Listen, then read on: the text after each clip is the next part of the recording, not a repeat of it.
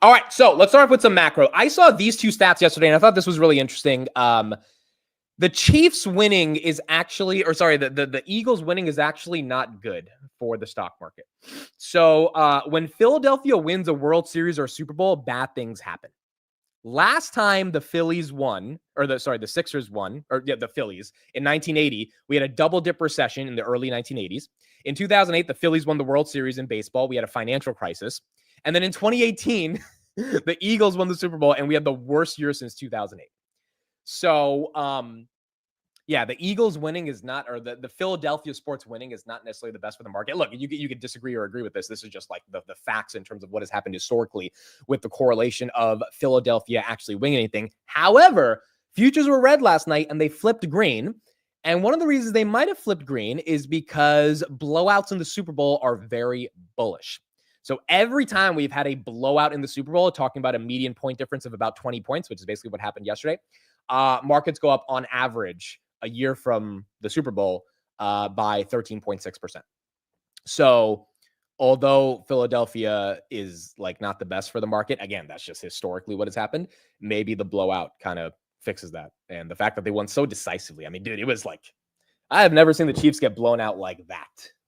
And in the first 2 minutes, I think the ref made some call and people were complaining that the refs were cheating again to make the Super Bowl, to make the Chiefs win. Well, that didn't happen.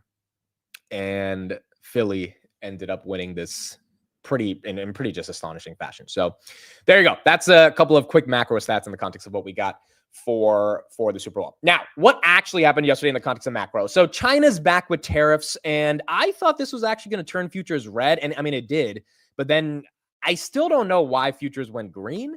I don't really think it was because of the Eagles. I think it was the market just not caring. So beginning Monday, as reported by the Financial Times, China will implement tariffs on up to 15% on 14 billion of U.S. exports, including LNG, coal, crude oil, farm equipment, and select vehicles.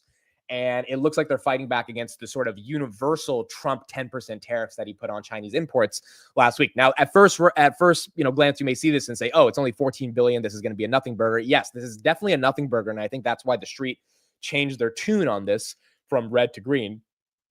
However, it's not really about how many tariffs he's putting or on what goods he's putting tariffs on. It's about the rate of escalation that is happening with China. And I think that's what people are a little bit more scared about. So Trump's going to respond to this. By the way, Trump is having a press conference at 1 p.m.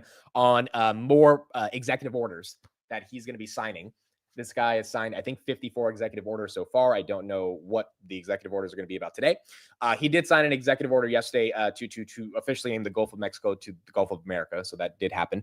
But the point is, if he responds to these Chinese tariffs with even worse tariffs, which I don't know if it's worth it given these tariffs are so little, but again, we're going to have to see what he says later in the week. That's when we can get a potential escalation into a trade war. And again, we saw a full-on trade war happen in 2018. Quite frankly, the Eagles winning in 2018 was not the reason 2018 sucked for the market. It was down 4% for the year for the S&P 500.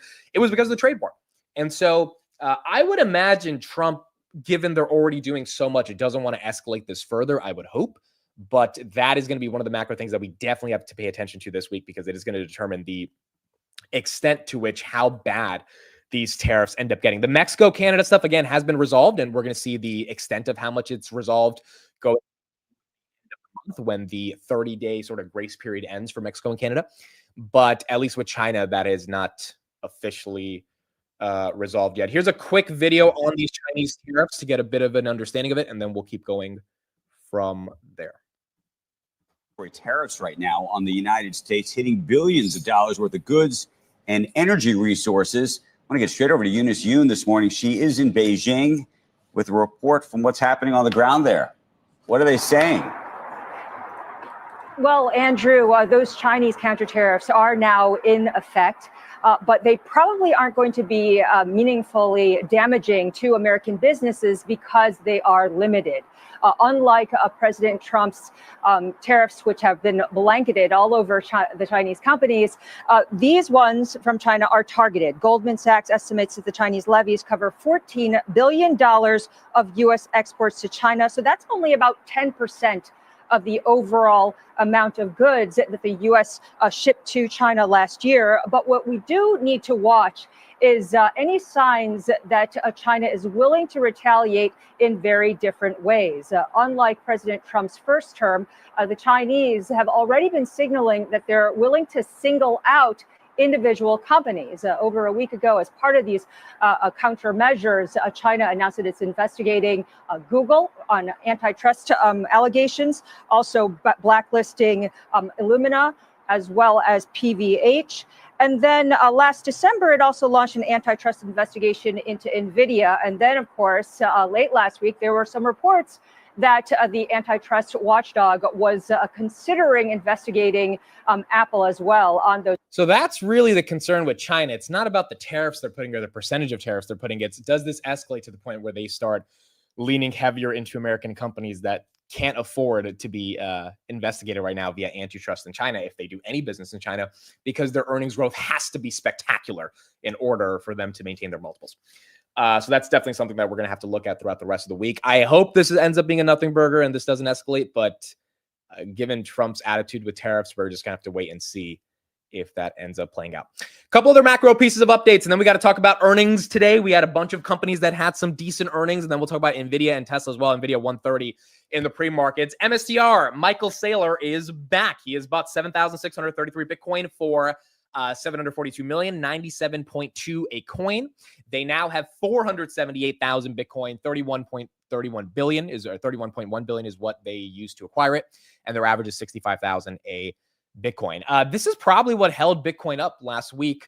Definitely had a nasty week for inflows in terms of the ETFs, was just not as strong. Bitcoin right here, 98,268. The meme coin mania has gotten even worse, folks. I mean, the latest meme coin that some of you guys might have heard of, if not, you'll be hearing about it for the first time right here, is Dave Portnoy with Jail Stool is what it's called. This coin is down 20% in the past day. It reached a high of 17 cents, reached a market cap of, I believe, like 200 million roundabout, or 180 million, something like that.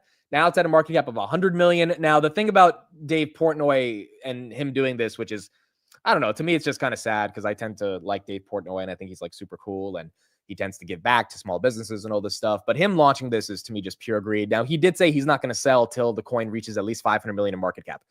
The problem with that is that they're not going to let the coin get to 500 million in market cap because everyone knows it's going to sell off. It's like when an acquisition is announced for a company or there's a rumor for an acquisition price, you're not going to let the stock get above that price because you know, like, it's legally not going to be able to be sold above that. So it artificially, even algorithmically, stays below it. So Portnoy saying, I'm not selling a single coin till 500 million. Well, will the coin ever get to 500 million? Right? So yes, he didn't launch it. Someone gifted it to him, but then he embraced it. I mean, he marketed it. He's amplifying it on his Twitter, all that stuff. So I don't know. I mean, again, more and more of these celebrities try to get into meme coins, even if Dave's trying to do it in a more ethical way by not like telling you he's not going to pump and dump. I don't know if he's ever going to make money off of it then, because you need someone to pump it and eventually someone's got to dump it. And if it's not going to be him, it'll be someone else. So I guess he's just pumping it up for other people to dump it, but don't know how that one's going to end up playing out. But that's what we got in some of the crypto ecosystem in regards to Bitcoin. No other major updates on Bitcoin. And we had the SEC task force on crypto launch last week.